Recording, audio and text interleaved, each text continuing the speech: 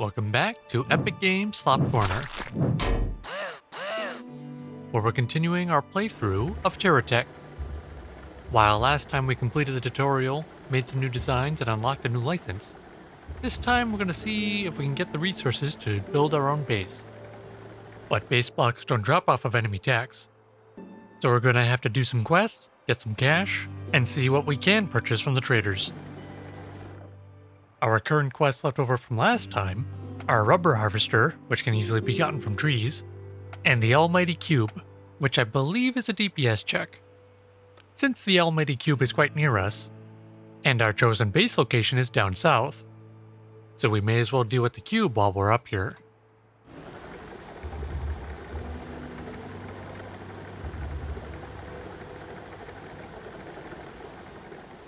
After a bit of a drive, we've now arrived at what appears to be an arena. In the center of it appears to be the alleged mighty cube, with its owners on the sideline. Long story short, and the story is long, we're expected to destroy the cube's core within the time limit. Consider it a DPS check for our build, which compared to the other average techs, I think will do fine. The shields work off the battery, so we'll have to keep damaging it until the battery runs out. Otherwise, it's not total cube destruction, it's about destroying the core, which we verily exposed. Not bad. We had some time to spare, but I think the bat guns put in more work than I expected. Though it appears there's some work we still have to do.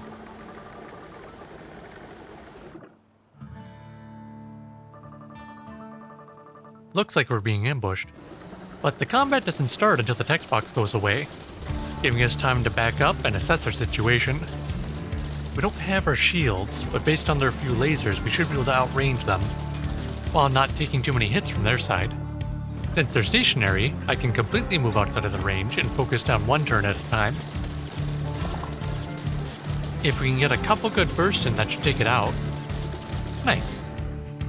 And while the guns are still shooting over here, it looks like I've separated most of the weapons from the body, making it easy enough to deal with.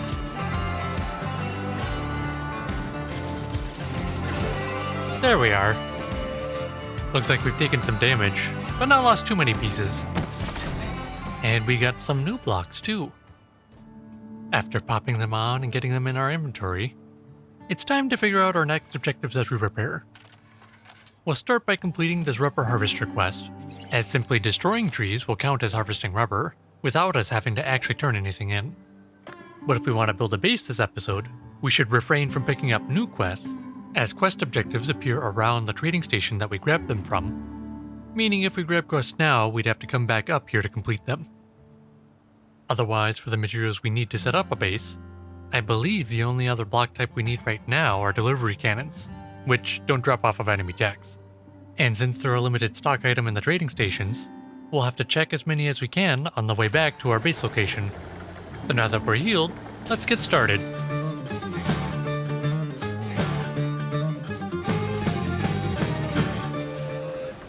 Quest complete. While this wasn't a main quest that unlocked anything, the additional block chests are always nice. Especially with some of these unique pieces. I think these are wings. There is flying technology in this game, allowing you to build hovercrafts or airplanes, though I believe we need a few license ranks before we get all the blocks that will allow us a stable flight.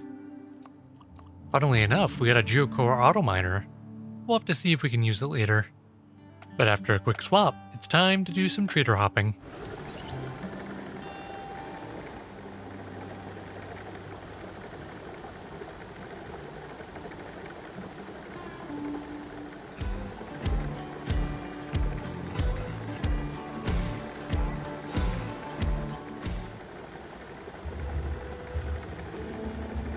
Well, it's taken some time, but we're finally coming across our first trading station. So we'll just take a quick look at the shop, and nothing. Though it looks like flying parts are now being available at the shop, but that's not what we're looking for. Considering that we've gone even further north, which was our closest trading station to the last quest, maybe it's time we put those new flying blocks to use and find a faster way to travel.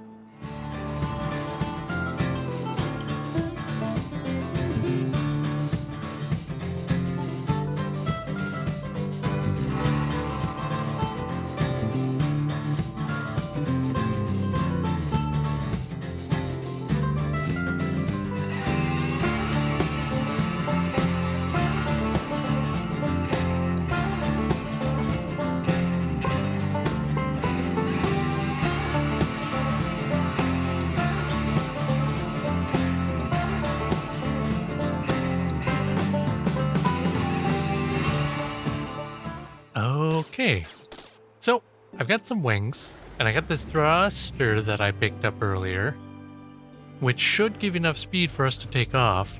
We'll just have to see if we can get a nice long stretch or a ramp to see if we can actually take off. Though it seems with how short our body is, we're very prone to tipping. What if we got it? Back to the drawing board.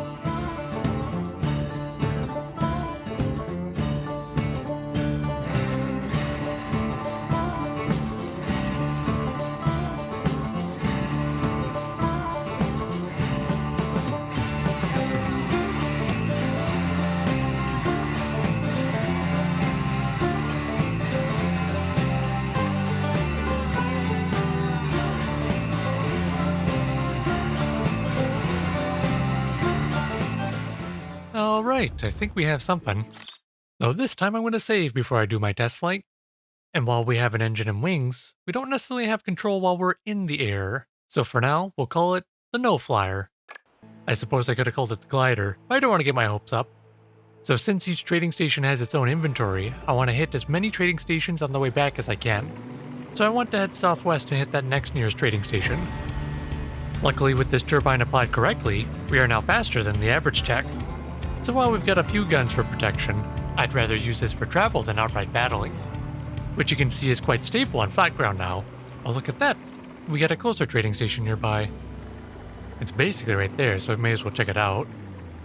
I'll have to go over this hill. Well, good a time as any for a test flight. Uh-oh. Save it? Save it? Crap. Well, easy enough to flip. So for now, I'll take the coward's way and drive over. And since we're looking at trading stations, we may as well discover the area. But what we want to see is the shop. These AI modules are actually interesting, as they can be used for making defenses for our base. But we need to level up our license to get this one. Looks like we have new geocore melee weapons. However, it doesn't look like we have any delivery cannons. So it's time to make our way to the next one. As I was planning my course, I found out Shift activates my second thruster. I was hoping to use it to keep myself from flipping, but I forgot about it last time. But now that we're lined up, let's give it another go. Okay. Forward, down. Alright. So when I hold forward, which is W for me, it makes the wheels and the yellow thruster push forward. But the yellow thruster on its own still flips me up, so using Shift uses the second thruster to push me back down. But I've got no side-to-side movement, so all I can do is keep my wheels down and hope for the best in each landing. My second thruster is also reliant on the special tank, which recharges when I'm on the ground. But now that we have our decent method of travel, it's time to get to shopping.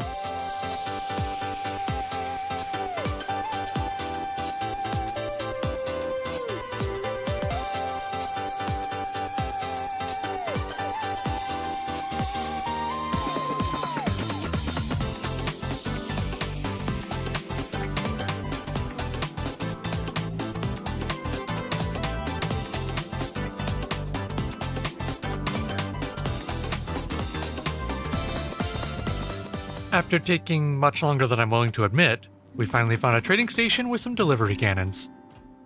I'll show you why they're important in a bit. But with purchasing those 5 and the one that we have, we're now up to 6.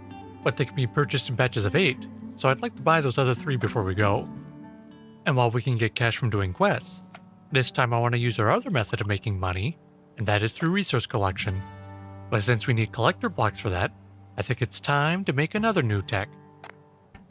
No fancy music this time, as I discovered quite a few things when making this tech. First off, the reason why I'm using just the big geocore blocks is so I can properly fit the geocore melee weapons. And while they can be used in battle against other techs, their primary purpose is for breaking resource nodes for resource collection. But with the wheels I chose, they're actually a bit too tall, causing our melee weapons to go over things. I'll have an example later.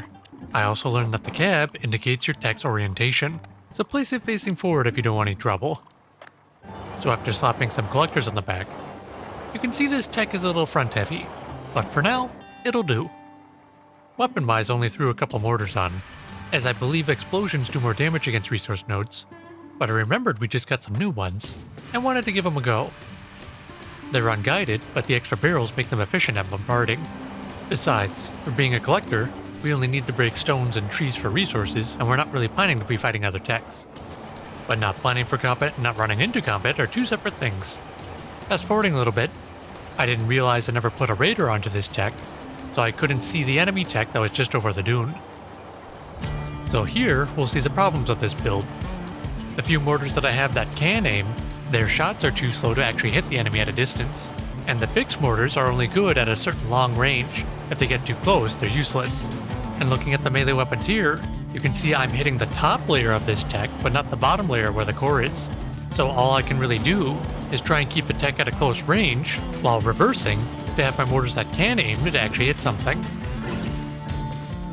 All I can say is I'm glad it wasn't a bigger enemy tech. But moving on, how resource collecting actually makes us money is by bringing it to a delivery cannon. But there's a slight problem. While the trader has multiple unload slots to take multiple items at once, it having only a single delivery cannon means it can only sell one item at a time. So the biggest benefit of buying multiple delivery cannons for our own base is to remove the resources faster from our unloading system, which will reduce this long unloading waiting period, which from my original arrival ended up taking about 3 minutes and 12 seconds. And now that I'm unloaded, there are still backlogged resources that the delivery cannon has yet to sell. But at least I can leave and do something else. With our new money, I end up buying 2 more cannons, but then I do another quick resource run to buy that last cannon. And while this tech needs some work, I decide to save it for future use, calling it the Hauler Mach 1. But now that we got what we came for, we are done at this trading station, meaning it's time to get to what happens to be our final stop. So with the quick transform, and having our final sale be complete, it's time to leave. I've actually gotten quite the hang of flying this thing. Here on our left is the base location that we picked out last episode, and we picked this out for 3 main reasons. It being flat makes it easy to build on, being on top of a hill will make it harder for enemy techs to come to us, and we have access to a trader, which will let us both buy blocks and accept new quests. So since the quest objectives will be nearby, I can start accepting and holding on to them, and let them pile up in my quest log as I'm building the base. Speaking of, I think it's time we actually get down to some construction. And luckily, some of these basic caps actually spawn their own wheels if you place them on their own, which gives us a tech that not only has nice mobility, but also has a small profile that won't block our camera when we're building. And while it seems redundant, it's worth saving this as a preset, so we can swap to it in a single button instead of spawning a new cab and deleting the old tech. A little side note, while it's completely redundant, these cabs do come with their own weapons. This geocork cab actually comes with a drill on the front, which, while useful on these resource nodes, doesn't make it fit for combat, but it's there, I guess. But getting to the actual start of building the base itself, we're going to start by placing our delivery cannons first. And by placing our first piece, we now have to give it a name, which for now will just be Mesa Processing. And to this first cannon, we're going to add our other 8 cannons to make 9 in total. With these cannons placed, we're next going to add on these 9 refineries that we have, which will increase the sale price of each resource by 50%. Then in front of these refineries, we will attach receivers. These are the blocks that will take resources from our collectors on our tech, which will be refined and sold in this particular base. To test out this base, we need defeated resources. Luckily, we can click and drag these single resources on the ground to see if things work in the first place. For comparison, that piece of wood when sold at a trader is 6. Here, it's 9, which is why refineries are important to have for a selling base. For another comparison, this rubber byproduct from the trees, which usually sell for 12, sells for 18 at our base. So the more expensive resources we bring in, the better effect we get. With our basic tests going well, it's time to switch to the Hauler Mach 1 and see how well it unloads a full load.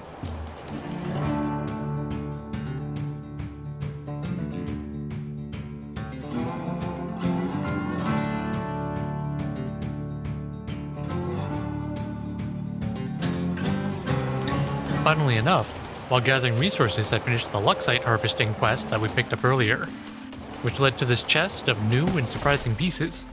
And while I thought I could just throw them on my tech and do my swap like normal to get my inventory, it seems you also drop all your resources that you're holding, and picking up so many resources again at once can cause some physical complications. But after that bit of resource collecting, you may have noticed these green spots on the ground. These are resource veins, which when you place miner blocks on top of, like this one we got from a previous quest, it will then effectively generate resources over time. Like so. And here's how it looks without me picking it up right away. And since these miners also count as a name structure, we're just going to give it the name Rhodite Miner. But enough of that, let's get to this actual test unload. It's not exactly a perfect comparison. I think the differences will be quite apparent. One flaw that's apparent in this base design is that the unloaders are a bit too far apart, meaning I need to keep readjusting my tech to actually utilize all the delivery cannons. Something to iterate on later. But with that, we're unloaded, and that 22 seconds is a lot better than the 3 minutes 12 seconds from unloading at the trader alone. Though the question is, if we use up all the nodes on top of this hill, how far will we have to go to keep getting more resources to sell? Luckily, this problem solves itself, seeing that we can now buy miners at the trader, which lets us utilize these ground veins to create more resources, giving us this gameplay loop of acquiring resources to sell, giving us money to purchase more auto miners, to place undiscovered veins to generate more resources, which then gets us more money, which are called block bucks, hence the BP. I had to look it up. But while we only discovered the 3 veins, since we got some money, I'm going to buy 2 more miners just in case we discover anything later. But now that we have a base set up, we need to work on some defenses. And we're going to start with building a turret.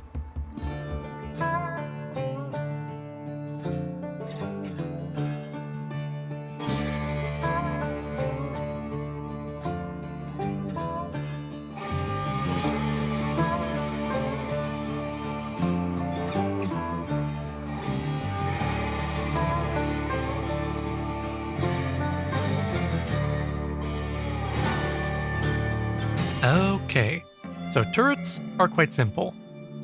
They require both a rotating anchor and an AI core. The anchor allows it to spin freely, and the AI core can control that rotation to target enemies. A little fun fact, if you also put a regular cab on the turret, you can then take over control, though you can only turn the turret and fire. But the hidden benefit of being able to control a turret is that you can snapshot and save the turret design. So if you wanted to create a second turret elsewhere, you can simply make another turret by hitting the Deploy New Tech button. Though what I didn't realize here is that the fancy wedge pieces I used as the sides of the turret were a piece that I didn't have any more blocks of, so spawning it in causes it to fall apart like so. Luckily all I needed to do was replace a couple blocks and I was good as new. However, for a second time even, using those pieces on the turret happened to involve the same pieces I used for my other tech builds. So now that those blocks are not in my inventory, I can't quick swap to my other techs. So since my original hauler design is now kaput, I made a new one. My hauler Mach 1 has now devolved into the hauler Mach 0. Though since I'll only use this to haul from the miners to the cell station, this single collector will do the job just fine.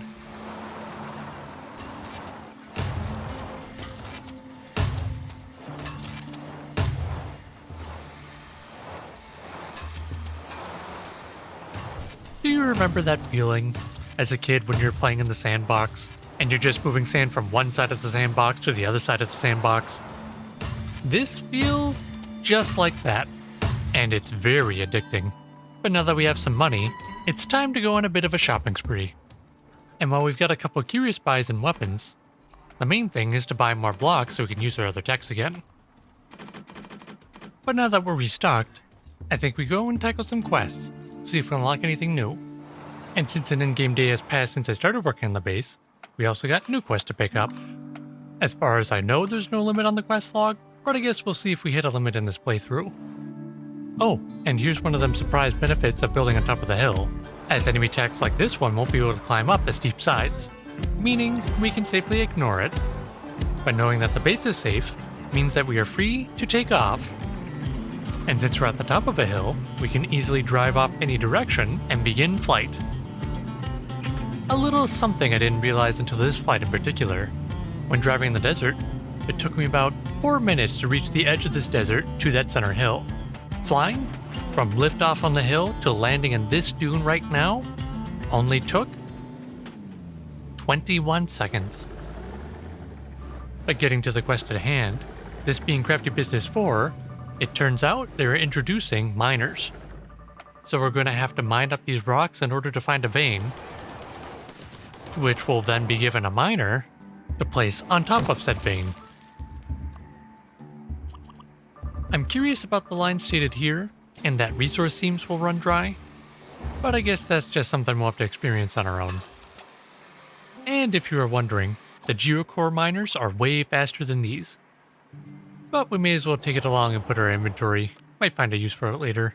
But outside of this first quest, the rest of them probably involve combat. So I was going to switch over to the Dune Runner, but it appears we're missing a couple unique parts. So I guess we'll put the hauler away, and it's time to get down to some redesigning.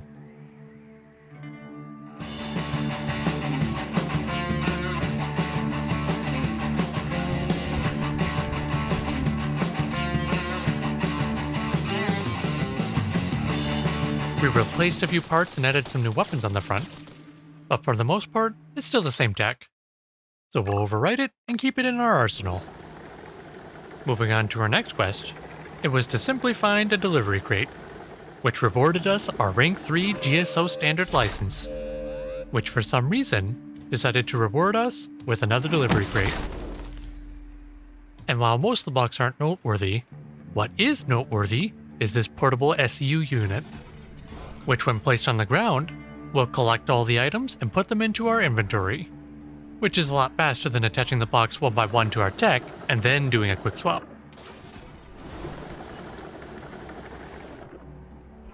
When we're done, we can just attach it to our tech and go. Moving to another quest, we have target techs that we need to destroy in the hills. Since there's multiple enemies, I'm trying to back up to try and avoid being surrounded. Though you'll see in this fight, there is a downside to having a portable SU unit, because it causes me to become greedy and try and save as many blocks off of the enemies that I can. With the shields and healing bubbles that I have, I don't really need to be that cautious, as you can see here. But no one wants to willfully lose money, do they? But with our SAU, we'll take up the wreckage and our crate reward all in one fell swoop.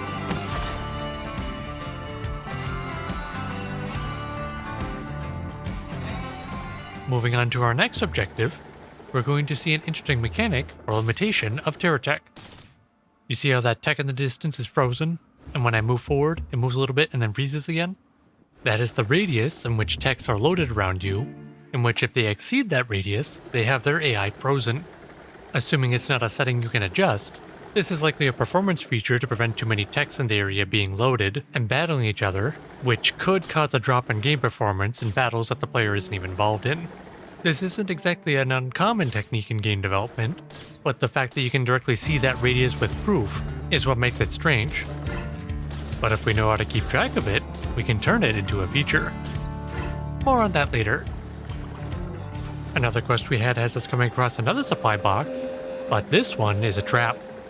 And it sounds like multiple enemies are dropping, so we need to get out of the center and make sure our guns are towards them, using the good old reverse-a-roo. Luckily, they got stuck on the blocks from their destroyed fellow tech, so I can get some space and choose to move in and out of their range as I please. Because most of my damage are these lasers, I force myself to get a bit closer even if I take a few of their mortar shells. For not having shield or healing spheres, they're actually quite tanky, so I dip out again to try and not take too much damage. But luckily, their techs are actually hooked on each other, causing them to spin in circles. So with the large tech scored down, I can start making my way closer and try to pick up the cores from the little techs. Above all, I don't want to destroy any of those nice geocore pieces on the ground, because when they're just sitting there, that means they're free, you know.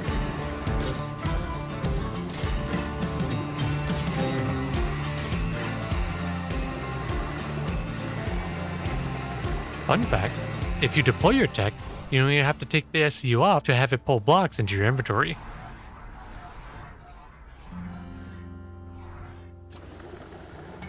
And just to let you know, I did get that original chest too. Something about your free trash is my special treasure and all that. On the way towards our final kill quest, we also completed one of our harvesting missions.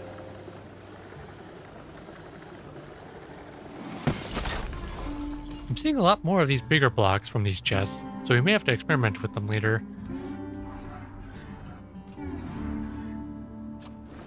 Just arrived at the final kill quest location, and luckily enough the enemy spawned while I was at the top of this hill, which is a bonus because while the laser weapons require direct line of sight, regular bullets all have gravity. So while only a few of my lasers are actually getting shots off, all of my bullet guns can fire over the crest of the hill, even when I back up. Well, it's a good thing I don't have to worry about ammo. I deployed my tech here to try and get some power from the sun, but that's the moon. 2 more enemies, but we can lazily use the same strategy.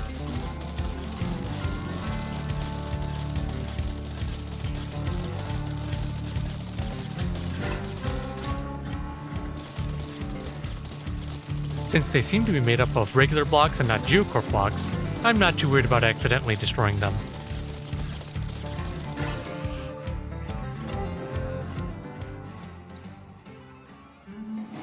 That figures. Fight on a hill, get rewarded on a hill. And since all this stuff is just sitting here, we may as well grab it too, right? As we're climbing up the hill back to our base, we have an interesting development. An enemy tech spawns close to our miners. With how rare and expensive those miners are, we need to kill it now and kill it fast. Luckily for us, our techs and turrets can't damage our miners. While we didn't lose anything this time, this incident has shown us 2 things. One is that we need a turret on the outside of this basin, as while our current turret provided some covering fire, it didn't take the heat off the miners themselves. And number 2, the projectiles from the turrets on our weapons are too slow to actually hit anything approaching our base fast. The problem is we don't have access to many ranged weapons that have fast projectiles right now. However, we've got a quest that unlocks our next new license.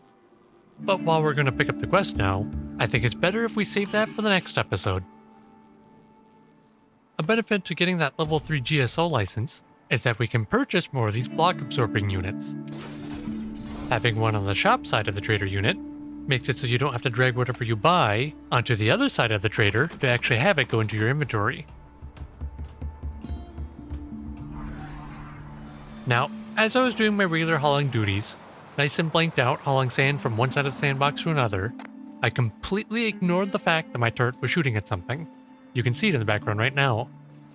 Because I don't have a radar on this tech, my minimap doesn't show there's an enemy just outside the loaded AI range that my turret is trying to shoot. So with the music kicking in, I'm trying to figure out what's going on, and when I drive close enough, then the icon appears, and the icon only appears when the tech's AI is loaded. However, if I back up outside of that range, that will then deactivate the enemy tech, allowing me to greedily unload first before dealing with the actual problem. Now that we're unloaded and another tech has spawned over there, I now have to switch to a tech that's more suitable to dealing with my problems, before they get even worse. Funnily enough, the first tech that has spawned is just in the AI activated range to attack the second tech, which is not in the AI range, meaning if I just sit, one of the problems will deal with the other. But I want the blocks, so I'm going to check it out.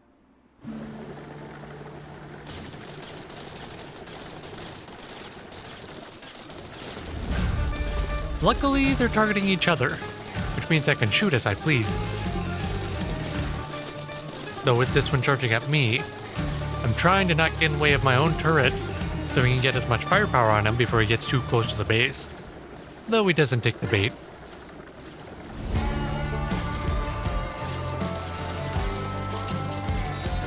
Oh, guess he was on low health. But I will happily take those pieces. Though once again the turret on that side didn't seem super useful. So those turret upgrades will be a priority. In its own way, that's really satisfying. But before we get to those turrets, I actually had an idea for optimizing our cell station, and it's going to take a lot of conveyor belts. And a few of these geocore receivers. So right now, when we fill up our hauler on resources, when we take the resources to sell, we can't actually hit all the receivers at once, meaning we're not utilizing all of our place delivery cannons. So switching over to our builder mode, here's what we want to do. Remove all the current receiver placements, and then we're going to place all of those conveyor belts that we just bought to make all of the line's inputs far closer together and hopefully making our unload that much faster. And these geocore receivers should help with that too. So if we switch back to our hauler and quick make ourselves a load, you can see that the geocore receivers not only unload incredibly fast, but have quite a high capacity. And while the conveyor speed itself looks slow, it's technically the same travel speed of the last setup, we're just giving it more tiles to travel on. So while it'll take longer to completely sell everything by emptying the conveyors, we are at least utilizing all of our cannons, and we'll have to see if we can expand on it in the future. With that said, I think it's time we try this setup with a fully filled Hauler Mach 1. Because if you can look in front of us, the nodes are actually respawning, meaning we're likely to get a full load of resources without having to wait for our miners. Though while we were collecting resources, it turns out I found 2 more veins that we could place miners on top of. They're not in the best of locations, but we'll have to see if we can do something with them. Like getting down to the full unload, we don't even need a timer to see how much faster this is compared to our other unload attempts. The only question would be is if we need a bigger setup or once we make even bigger techs. Now, when I was looking to wrap up the episode, we actually had another attack on the base, once again from the south side. And while it was small, this enemy tech actually provided a surprising amount of trouble. So while it's good to see if any techs out in the center, both turrets would be able to hit them, I think we're going to need even more turrets. And we'll have to see if these cliffsides end up turning into trouble as well.